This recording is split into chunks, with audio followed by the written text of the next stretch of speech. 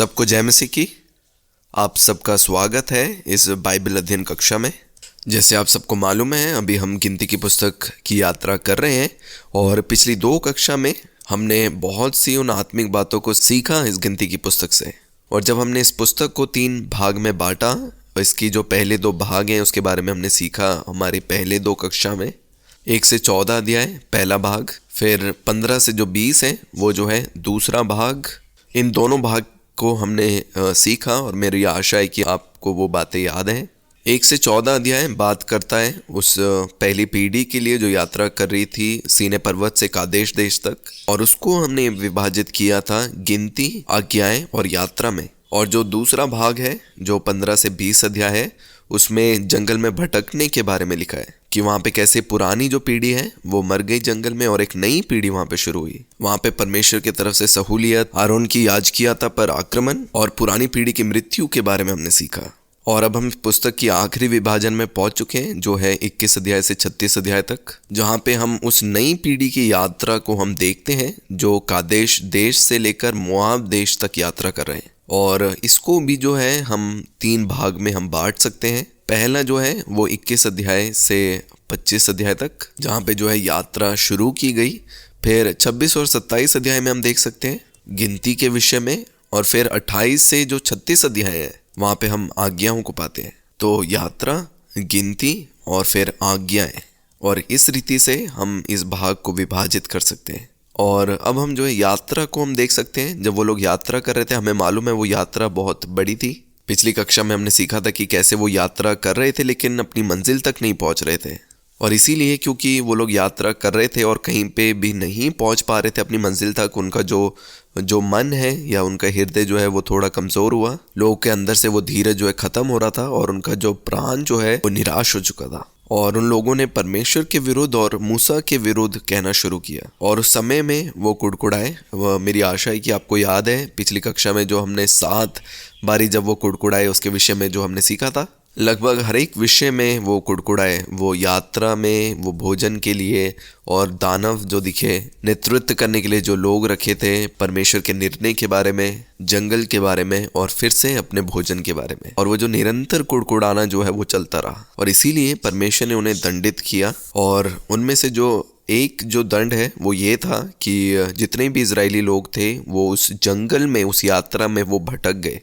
इसके अलावा हम देखते हैं इस समय में जब लोग भटके हुए थे, परमेश्वर ने वो जलते हुए सांप को भेजा उन लोगों के बीच में, और इन सांप ने लोगों को काटा और बहुत से जो इजरायली लोग थे इस समय वो मर गए। और अगर हम इसका 21 अध्याय 7 वचन देखें तो वहाँ पे हम देखते हैं कि मूसा ने लोगों के लिए प्रार्थना करी कि जब ये आग वाले सांप जो है लोगों के बीच में भेजे गए, उन्होंने लोगों को काटा और बहुत से लोग जो है इसके दौरान मर गए। और इसके कारण बहुत सी भगदड़ जो है लोगों में आ गई और इसीलिए जो मूसा जो है उन लोगों के लिए प्रार्थना करने के लिए गया और परमेश्वर ने उसका एक समाधान दिया। वो जो समाधान है वो 21 अध्याय 8 और 9 वचन में हम पाते हैं।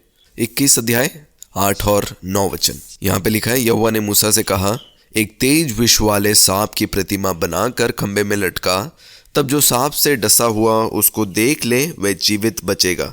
अतः मूसा ने पीतल का एक सांप बनाकर खंबे पर लटकाया, तब सांप के डसे हुओं में से जिसने उस पीतल के सांप की ओर देखा वह जीवित बच गया।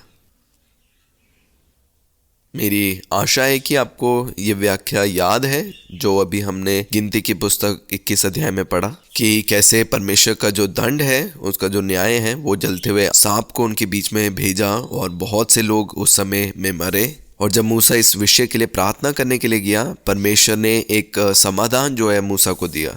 और ये समाधान यही था कि परमेश्वर ने आज्ञा दी कि एक पीतल का सांप बनाना और उसे खंबे पर लटकाना, और अगर कोई भी जन ऐसा है जिसको सांप ने काटा है, वो अगर इस आकृति को देखेगा तो वो जीवित रहेगा। जैसे वचन में लिखा है कि जिसने उस पीतल के सांप की ओर देखा वह जीवित बच गया। मतलब जिसने भी देखा उसने जीवन पाया।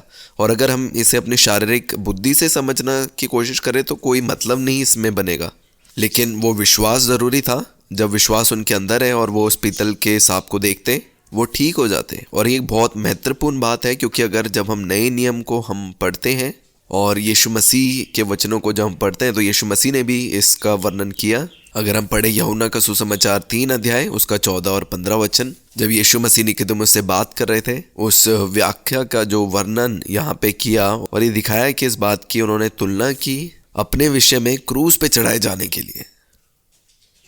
आइए हम पढ़ेंगे यूहन्ना का सुसमाचार उसका 3 अध्याय उसका 14 और उसका 15 वचन, और पहला कुरिन्थियों की पत्री उसका 10 अध्याय और उसका 9 वचन भी। ये 2 वचन जो है इस चिन्ह का जो समझने में हमारी बेहतर मदद करेंगे। यूहन्ना 3 अध्याय 14-15 में लिखा है, और जिस रीति से मूसा ने जंगल में सांप को ऊंचे पर चढ़ाया, उसी रीति से अवश्य है कि मनुष्य का पुत्र भी ऊंचे पर चढ़ाया जाए, ताकि जो कोई उस पर विश्वास करे वे अनंत जीवन पाए। तो जो मनुष्य का पुत्र है वो भी उस ऊंचे पे चढ़ाया गया, जैसे वो जो पीतल का सर्प बनाया था पुराने नियम में, और जितने लोग भी सांप के द्वारा काटे गए थे, सिर्फ जरूरी था कि वो सांप को जो ऊंचे पे है उसे उसकी तरफ देखें। और इसका जो आत्मिक अर्थ है वो क्या है, इसको हम कैसे समझ सकते हैं? बाइबल में जो वचन है हमें बताते हैं कि जो पूरी मानव जाति जो है वो जो संसार के द्वारा पाप के डंग से जो है उन्हें काटा गया है। सब लोग शैतान और पाप के द्वारा काटे गए हैं,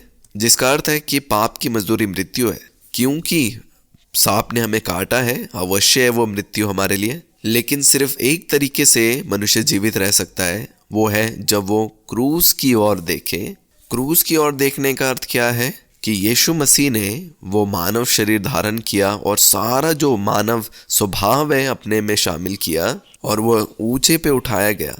तो जो मृत्यु में जाने वाला जो मनुष्य था और यीशु मसीह जो स्वयं जीवन है, वो अदला बदली हम देखते हैं वो क्रूस पे हुई, और वो जो चिन्ह जो है वो दिखाया गया जब परमेश्वर का पुत्र उस क्रूस पे चढ़ाए गए, ताकि वो जो मृत्यु का जो डंग है उन्होंने स्वयं अपनी देह में ले लिया। जो सांप का जो जहर था वो उन्होंने अपनी देह में ले लिया और फिर उनको ऊंचे पे क्रूस पे चढ़ा दिया। और अगर हम यीशु मसीह को देखते हैं जो हमारा उद्धार करता है, के नाम को जब हम लेते हैं तो हम जीवित होते हैं। जो लोग भी यीशु मसीह का नाम लेते हैं और अंगीकार करते हैं उनका उद्धार होता है, ऐसा वचन में हम पढ़ते हैं। और ये एक आत्मिक चिन्ह था उस विषय में कि यीशु मसीह आएंगे और मेरे और आपके पापों के लिए वो क्रूस पे चढ़ाए जाएंगे। और इसीलिए आज अगर कोई भी मुझे सुन रहा है जो मृत्यु में जाने वाला है, क्योंकि पाप और मृत्यु ने आपको डंग मारा है, और अगर आप जीना चाहते हैं तो आपके लिए एक समाधान है। अगर आप यीशु की ओर देखेंगे तो जीवित रहेंगे। यही बात इब्रानियों की पत्री 12 अध्याय 2 वचन में हम पढ़ते हैं। वहां पे लिखा है कि विश्वास के कर्ता और सिद्ध करने वाले यीशु की ओर ताकते रहें। यीशु मसीह की ओर ताकते रहें जो विश्वास का कर्ता और सिद्ध करने वाला है। और ये जो है मुख्य व्याख्या है जो हमें सीखना है इस गिनती की पुस्तक 21 अध्याय में। और जैसे हम आगे बढ़ते हैं 22 से 25 अध्याय तक, एक और जो मुख्य व्याख्या जो है वो हम इस अध्याय में पाते हैं, जो 22 से 25 अध्याय में, जिससे हम कुछ आत्मिक बातों को हम सीख सकते हैं। वहाँ पे हम बलाम के साथ मुठभेड़ के बारे में पढ़ते हैं। बालाक और बिलाम के बारे में हम पढ़ते हैं 22 से 25 अध्याय में। और इसका वर्णन भी नए नियम में 3 जगहों में किया गया है। वो इसकी जो महत्वपूर्णता है और अधिक बढ़ा देता है। दूसरा पत्रस की पत्री 2 अध्याय 15 वचन, यहूदा की पत्री उसका 11 वचन, प्रकाशित वाक्य 2 अध्याय और 14 वचन। ये 3 जगहें हैं नए नियम में जहाँ पे इस घटना के बारे में वर्णन किया गया।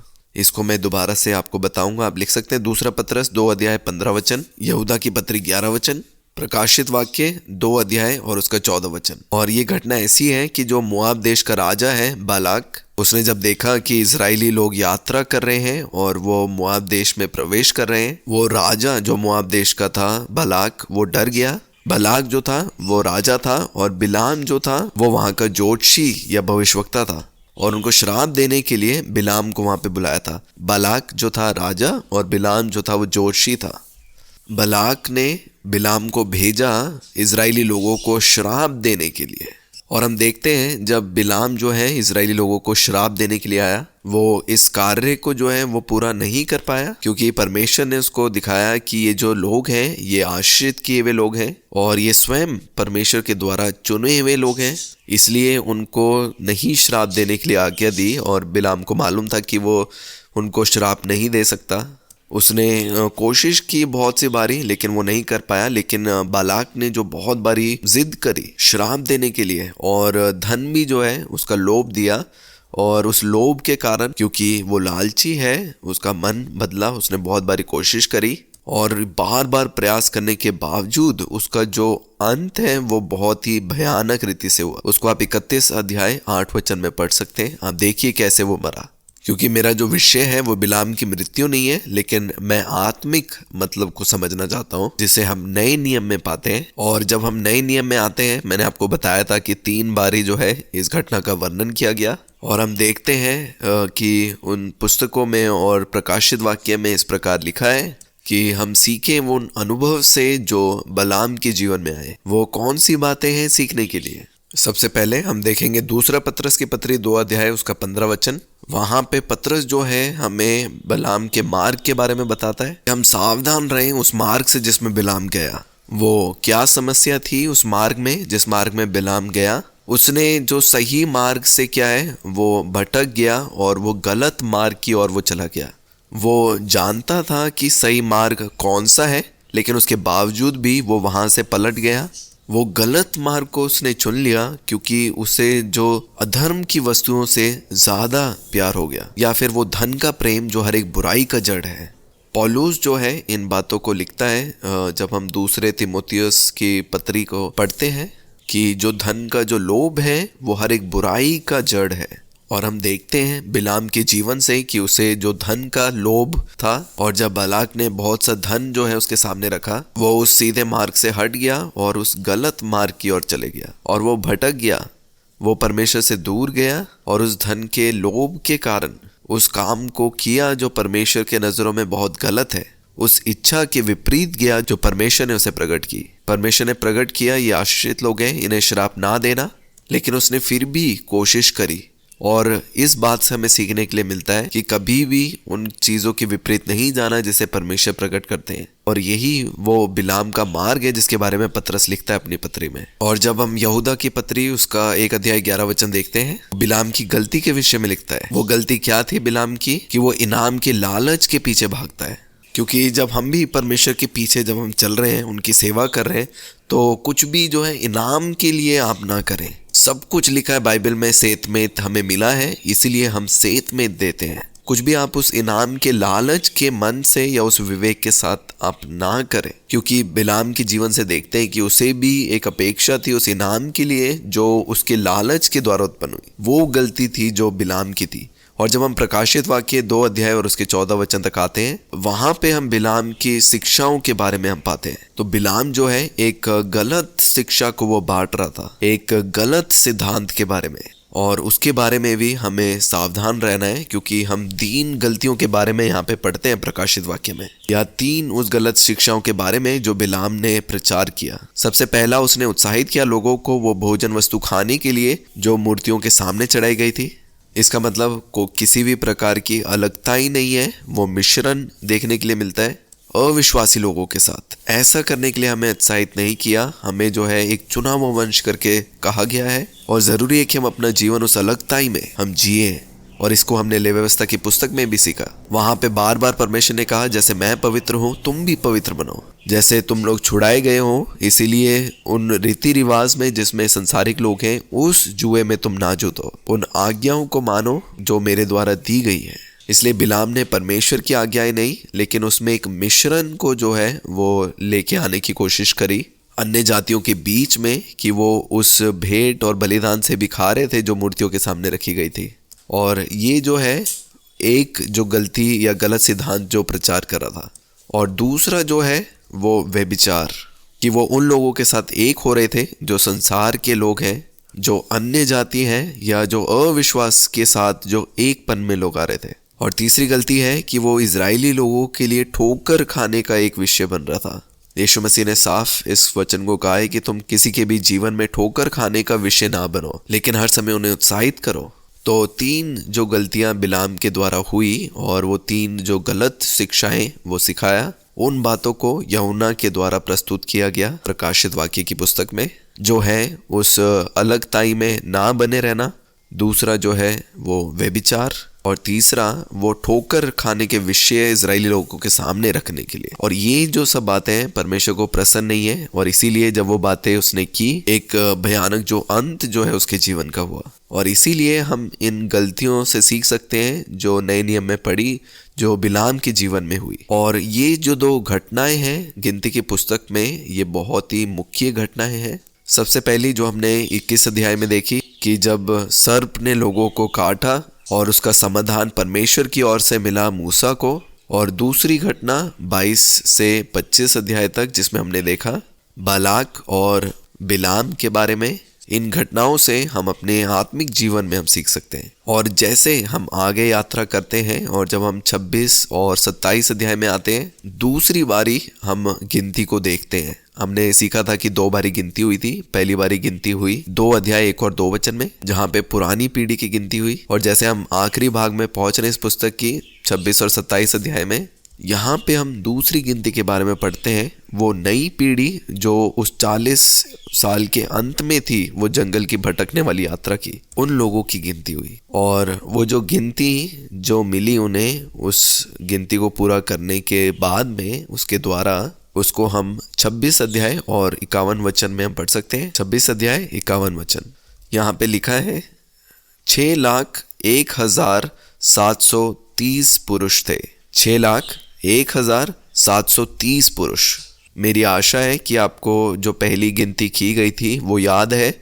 वो कितनी थी जो हमने पढ़ी थी 2 अध्याय और उसके 32 वचन में, उसके बारे में हमने पढ़ा था 3,550। तो इन दोनों गिनती के बारे में हम तुलना कर सकते हैं। तो ये सिर्फ पुरुषों की गिनती है, इसके साथ जो है स्त्रियां और उनके बच्चे भी थे। तो एक बड़ी भीड़ जो थी वो वहाँ पे लोगों की थी। और हम देखते हैं कि कैसे पुरानी पीढ़ी जो है वो बीत गई और वो नई पीढ़ी की शुरुआत हुई उस यात्रा में। 27 अध्याय उसका 12 से 14 वचन में अगर हम पढ़ें, 27 अध्याय 12, 13 और उसका 14 वचन, वहाँ पे मूसा के मृत्यु के बारे में उसे बताया गया। मूसा को पहले से परमेश्वर ने उसकी मृत्यु के बारे में बताया और उसे अनुमति मिली पहाड़ पर चढ़कर वो वादा की हुई भूमि को देखने के लिए।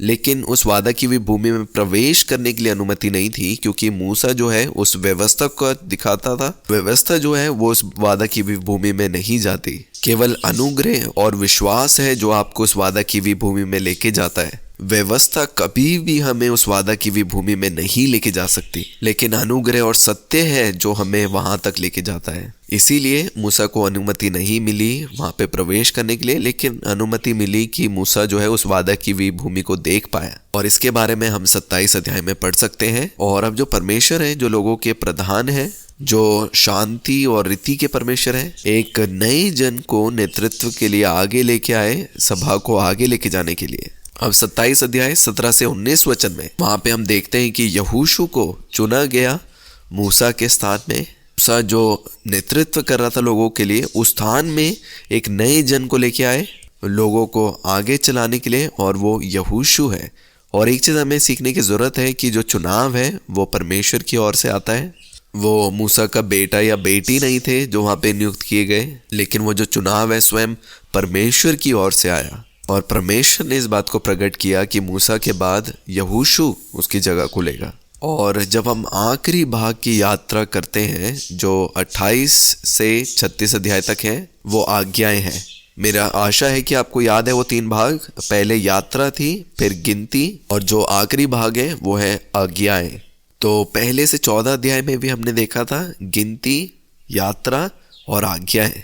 यहाँ पे भी हम उन बातों को पाते हैं, लेकिन उसका जो क्रम है वो बदल चुका है बस। और ये जो आज्ञाएं या नियम परमेश्वर के द्वारा दिए गए थे, इस बारे में थे कि लोग कैसे अपने जीवन को बिताएंगे उस वादा की हुई भूमि में जब वो प्रवेश करेंगे। पहले भाग में जो आज्ञाएं थी वो यात्रा के बारे में थी। दूसरे भाग में वो जो आज्ञाएं थी वो इसके बारे में थी कि कैसे अपने जीवन को बिताएं और कैसे परमेश्वर की आराधना करें उस वादा की हुई भूमि में। कुछ ज़रूरी बातें जो हमें ध्यान रखनी है, जो 28 और 29 अध्याय हैं, वो सिखाती है उस भेंट और बलिदान के बारे में जो परमेश्वर के सामने चढ़ाई जाती है। जैसे लोग परमेश्वर की आराधना करते हैं उस वादा की हुई भूमि में, यह अनिवार्य था कि लोग परमेश्वर के सामने उन भेंट और बलिदान को लेके आए। और ये जो भेंट और बलिदान जो थे वो क्या थे, हम देखते हैं इसमें जो प्रतिदिन के भेंट और बलिदान थे इसका विस्तार में मैं नहीं जाऊंगा, आप इन अध्याय को पढ़ सकते हैं सीखने के लिए। प्रतिदिन की भेंट थी और फिर सबत की भेंट थी, हर महीने चढ़ाने वाली भेंट थी,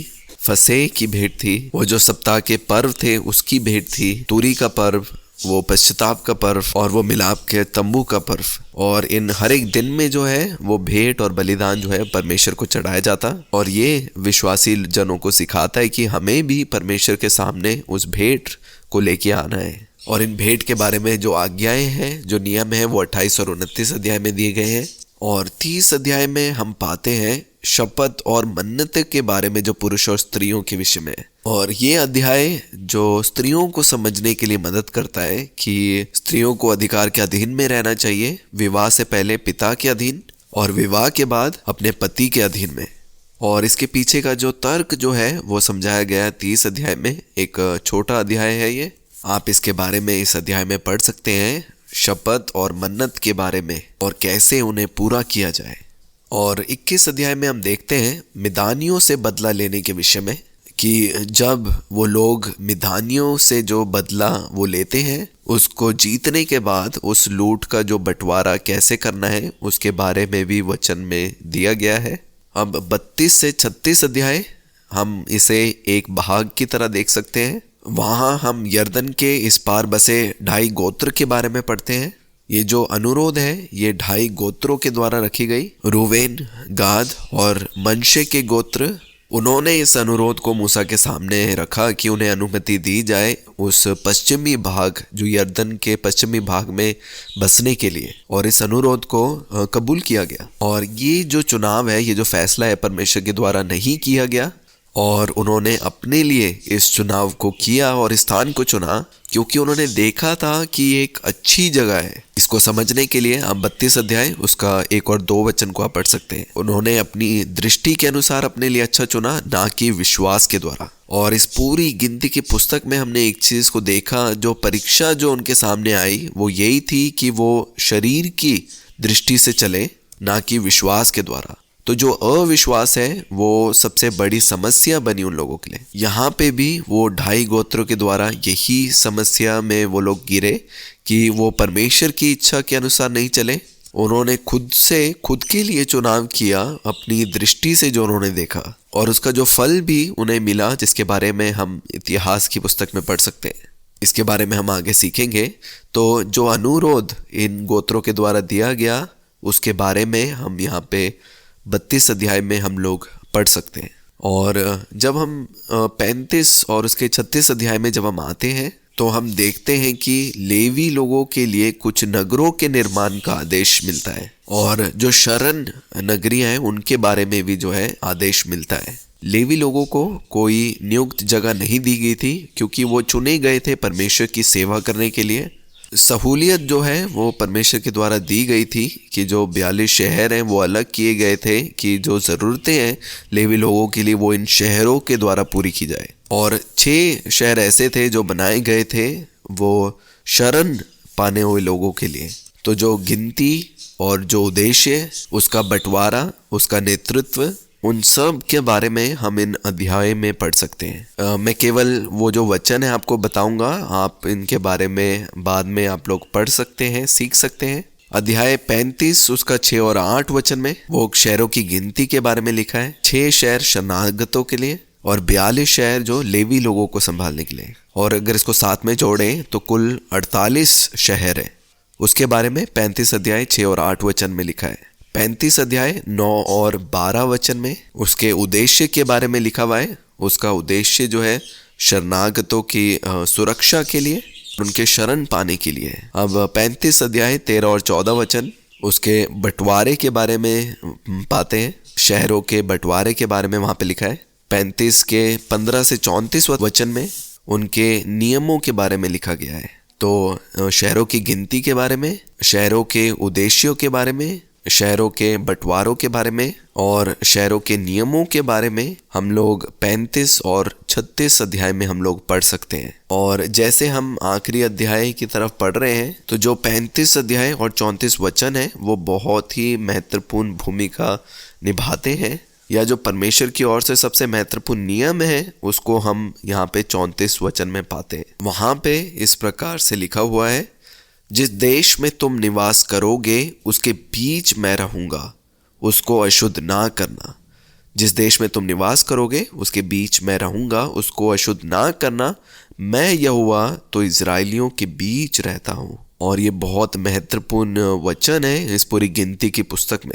जो सबसे महत्वपूर्ण आज्ञा जो है वो दी गई इस पुस्तक में वो है, जिस देश में तुम निवास करोगे उसके बीच में मैं रहता हूँ, और इसीलिए उस जगह को तुम अशुद्ध ना करना जिस जगह में तुम रहने जा रहे हो। वो जो जगह है जो हमें विरासत में मिल रही है, वो जो जगह है वो पवित्र है, और उसे अपवित्र नहीं करने के लिए जो है वो आज्ञा दी गई, वो अविश्वास के द्वारा। क्योंकि लिखा है कि मैं यहोवा तो इजराइलियों के बीच रहता हूँ। और आप सोचिए और इस बात का अध्ययन करें जो परमेश्वर ने कहा कि मैं तुम्हारे साथ उस भूमि में, उस जगह में हूँ जहाँ पे तुम रहते हो, कि वो इजराइलियों के बीच में रहते हैं। परमेश्वर की उपस्थिति कहाँ पे थी? वो उस मिलाप के तंबू में थी, जो बिल्कुल मुख्य केंद्रित जगह में रखा गया था। इसीलिए परमेश्वर की इच्छा थी कि वो उन लोगों के साथ बने रहे। और अगर परमेश्वर की इच्छा है हमारे साथ रहने के लिए, तो हम जानते हैं कि जो परमेश्वर है वो पवित्र परमेश्वर है। इसलिए ज़रूरी कि मैं और आप भी पवित्र बने रहें, अपने आप को उस अलगताई में हम बना के रखें। क्योंकि वचन में हम निरंतर इस बात को पढ़ते हैं, परमेश्वर ने कहा कि मैं पवित्र हूँ, इसलिए तुम भी पवित्र बनो। इसलिए लिखा कि उस भूमि को भी पवित्र बनो, मतलब हर एक जो क्रियाएं उस देश में होती हैं। क्योंकि एक पवित्र भूमि का जो अर्थ है वो भूमि जहाँ पे परमेश्वर स्वयं रहते हैं। क्योंकि परमेश्वर पवित्र है, इसीलिए मैं और आप भी पवित्र बने रहे। तो ये जो है ये हमने सीखा गिनती की पुस्तक के बारे में। और इससे पहले हम समाप्त करें, 2 चिन्ह जो है मैं आपको देना चाहता हूँ जो यीशु मसीह के हैं गिनती की पुस्तक से। एक जो है, पहले हमने इसके बारे में बात करी, जो पीतल का सांप के बारे में हमने पढ़ा, जो पहाड़ के ऊंचे पर जो चढ़ाया गया, जिसे इजरायली लोग देखकर जो है, जिन्होंने देखा वो जीवित रहे। वो एक तस्वीर है यीशु मसीह की, और इसे यीशु मसीह ने स्वयं जो है वर्णन किया यूहन्ना का सुसमाचार 3 अध्याय और 14 वचन में। ये जो है पहला चिन्ह है। दूसरा जो चिन्ह है वो है शरणागतों का नगर। अभी हमने इसके बारे में सीखा था कि जो 6 शहर या 6 नगर है जो शरणागतों के थे, वो लोग जिन्होंने अनजाने में गलती करी है उन लोगों को सुरक्षा यहाँ पे मिलती थी, और इन नगरों में उन लोगों को शहरपना मिलती थी। मैं और आप भी जब पाप या कोई गलती करते हैं, यीशु मसीह जो है वो शहरपना, शरणागतों के नगर के समान है। उनका नाम एक शरण लेने की तरह है। हम उनके नाम को ले सकते हैं, हम उनके पास जा सकते हैं, वो हमारी सुरक्षा करते हैं। वो चुंगी लेने वाले पापियों के लिए मित्र के समान है, एक शरणागत के नगर के समान।